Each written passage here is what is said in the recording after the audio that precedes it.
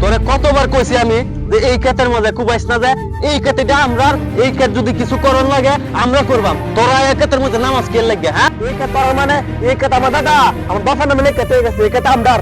তোরা কিছু আছে রে? তোরা তো একটা বই দিক তখন আরেকজনের ক্ষেত দখল করে খাওয়ার লাগিয়া। তোর বাপ তো একটা জয়রা জয়া কিল্লা সব নষ্ট করছে। শুন, তুই আমার সাত তো ভাই, সাত তো আমার জায়গা পাইস। তুই আমার বাপের কি করতে জয় রে? হ্যাঁ, গাছ তো হরালাম, কুদুল টাকা কুদতে বেড়া যাস। তুই দে একটা কূপ দেই, তোর কত বড় সাহস? তোর বাপে জয়া কিল্লা না হত্যার তোর বাপে জয়া কিল্লে ক্ষেত মেত নষ্ট হচ্ছে না রে? আমার বাপে নষ্ট করছে, তোর সমস্যা কি? ক্ষেত আমদার। কারণ তুই, আমি আব্বার কাছে যাইতাছি, আমরার লগে লাগতাছস না, লাগার ফল পাইবে।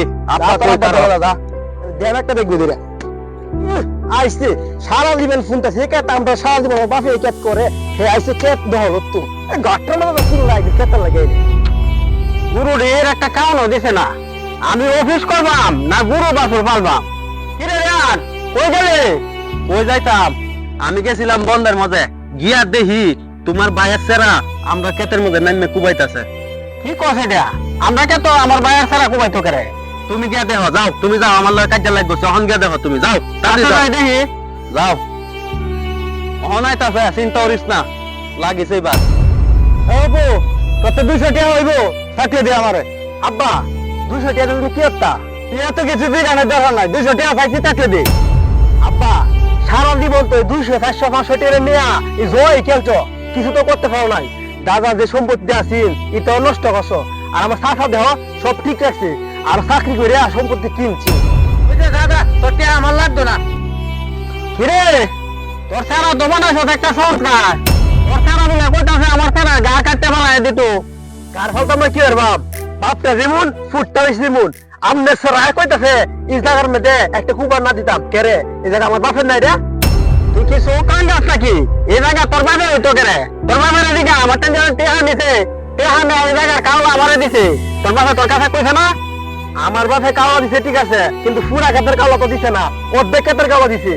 আমি অর্ধেক ক্ষেত কুবাইছি না, আপনি ফুটায় বাঁধো দে, আপনি মাপটা দেখুন। কার জায়গা কুহানি আমি দেখাইতাছি না। এই রাসেল বাইতা ফসলি, এই নলটা লই আছে, এই জায়গাটা মাপন লাগবো, সারাই আটান দেয়া। কাকা জল পাইছি না, বাস নিন, আমি মাফুন তাড়াতাড়ি। ঠিক আছে, এটা দিয়ে চলবো। এই আব্বা দেখছো তোমার ভাইয়ের কাম, নল পাইছে না, বাস নিয়েছে তুমি মাপতো, মাফুন দেই মাফুন।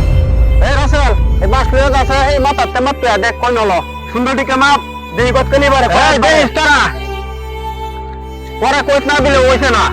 মাপ দেই কতখানি বারে।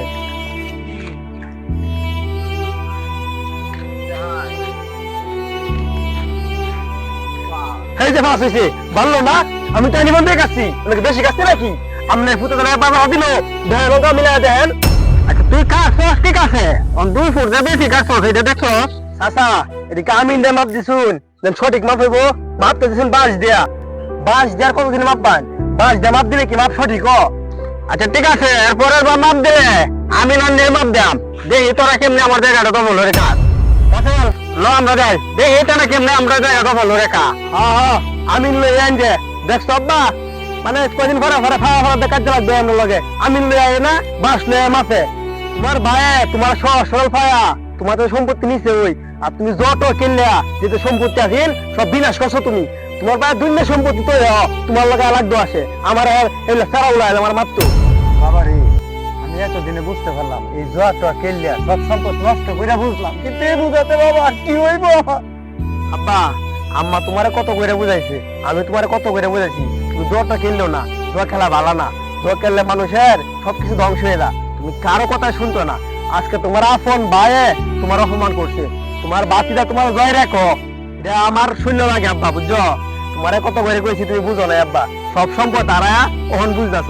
যাই হোক আব্বা, আমি যখন বড় হয়েছি আমি কাজ কাম করে সম্পদ জুড়ে আনলে, তুমি আর জোয়াটা কিনলেও না। বাবারে আমি আর জোয়াটা খেলতাম না, এখন থেকে 5 সপ্তাহ নামাজ পড়বাম। ঠিক আছে আব্বা, চলো বাড়িতে চলো।